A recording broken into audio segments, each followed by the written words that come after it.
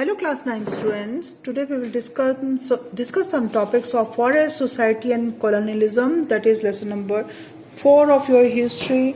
And here take a quick look around your school and home and identify all the things that come from forest. The papers and the book you are reading, desks and tables, doors and windows, the dyes that colors your cloth. अगर यार book तो दी पर नहीं वहाँ रखा है कहीं पर।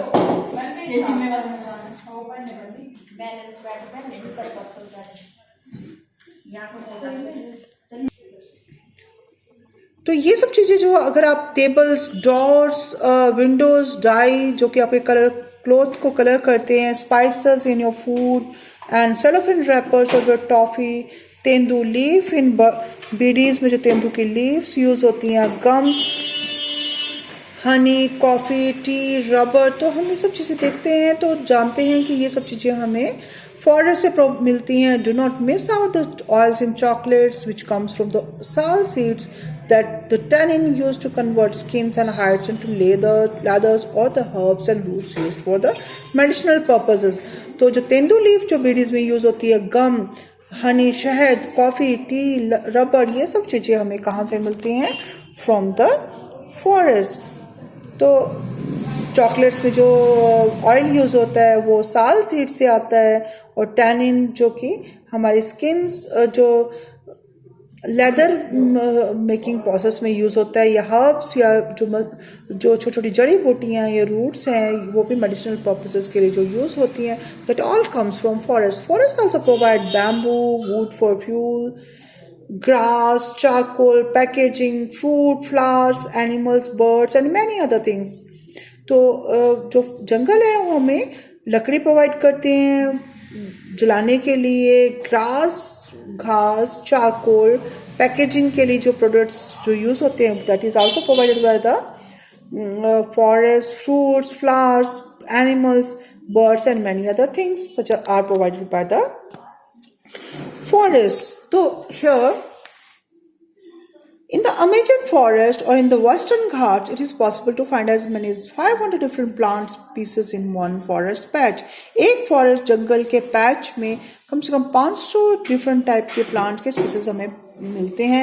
A lot of this diversity is fast disappearing between 1700 and 1995, the period of industrialization. 13.9 million square kilometer of forest, or 9.3% of the world's total area, was cleared for industrial use, industrial cultivation, pastures and fuel wood. जलाने की लकड़ी के लिए, pastures चारे के लिए, और cultivation फसलों को उगाने के लिए या औद्योगिक प्रयोग के लिए, इन सब चीजें जो एरिया है ये क्लियर अप हुआ था. That is for the people's use, लोगों के यूज करने के लिए. Disappearance of forest is referred to as deforestation. जो जंगलों को काटना और उनको for man हमारे अपने पर्पस के लिए, that is deforestation, to clear the forest.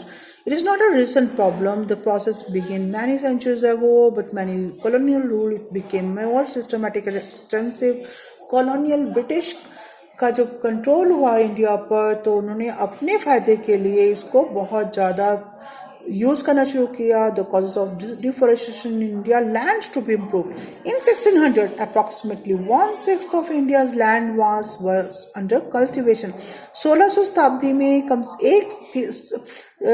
एक छठा भाग जो था एक का, वो भारत का जो लैंड मास था दैट वाज अंडर कल्टीवेशन, वो फसलों को उगाने के काम आता था. Now that figure has gone up to about half. अभी सिर्फ उससे एक आधा हिस्सा यूज होता है under cultivation. As population increased over the centuries, the demand for food went up. जो फूड की जो डिमांड थी वो ज़्यादा बढ़ती गई, और peasants extended the boundaries of cultivation. किसानों ने और ज़्यादा से ज़्यादा जो लैंड था अंडर कल्टीवेशन यूज़ करना शुरू कर दिया. उन्होंने फसलें उगाने शुरू कर दी, फॉरेस्ट को क्लियर करना शुरू कर दिया, और नए जो जमीन थी उसको अंडर कल्टीवेशन यूज़ करना शुरू कर दिया. In the colonial period Cultivation expanded rapidly for a variety of reasons. बहुत सारे कारण थे जिसके कारण जो कल्टिवेशन जो थी और बढ़ गई. First, the British directly encouraged the production of commercial crops like jute, sugar, wheat and cotton. जो ब्रिटिश ने प्रोडक्शन ऑफ कमर्शियल व्यापारिक फसलों के लिए को ज़्यादा से ज़्यादा प्रोड्यूस करने के लिए जैसे जूट, शुगर, व्हीट और कॉटन इसको एनकरेज किया, मतलब ज़्यादा से ज़्यादा उन्होंने प्रोत्साहन दिया. Europe these crops demand was increased in the Europe. Second, in the early 19th century, the colonial trade thought forests were unproductive. जो फॉरेस्ट है, जंगल है, वो अनप्रोडक्टिव है, उनसे कुछ भी यील्ड नहीं हो सकता, कुछ नहीं मिलता. तो उनको they were considered to be wilderness that had to be brought under cultivation so as that the land could yield agricultural products and revenue and enhance the income of the state.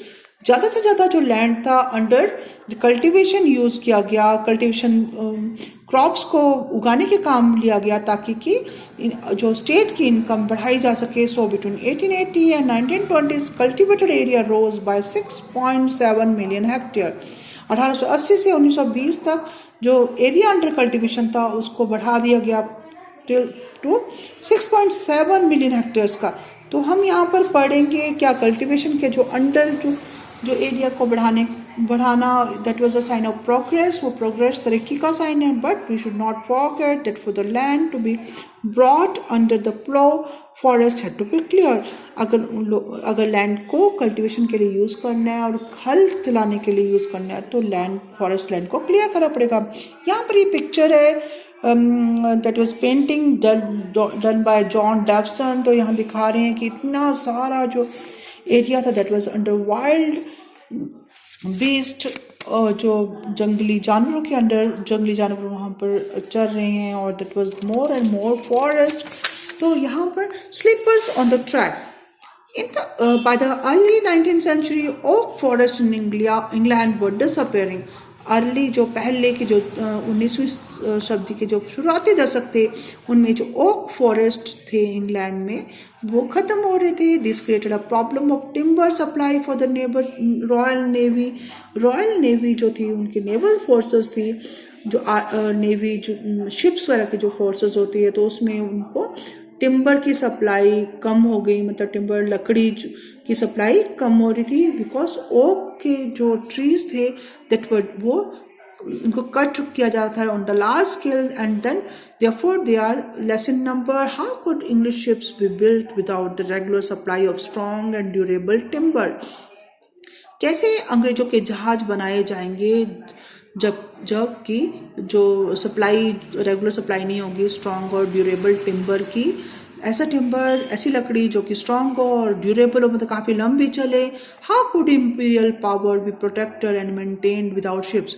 कैसे ये जो राजशाही है, तंत्र है, इसको कैसे बचाया जाएगा और मेंटेन किया जाएगा बिना शिप्स के, जहाज़ों के. By the 1820s third parties were sent to explore the forest resources of India.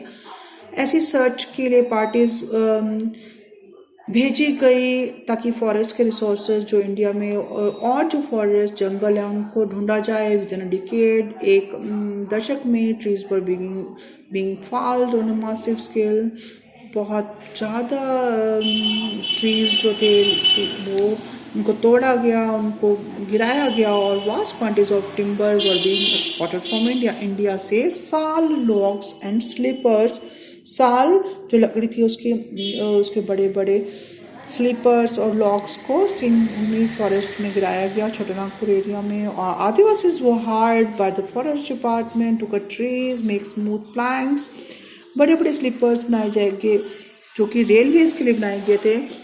The spread of railways from the 1850s, 1850 में जो रेलवेज का जो विस्तार हुआ that created a new demand. Railways were essential for colonial trade.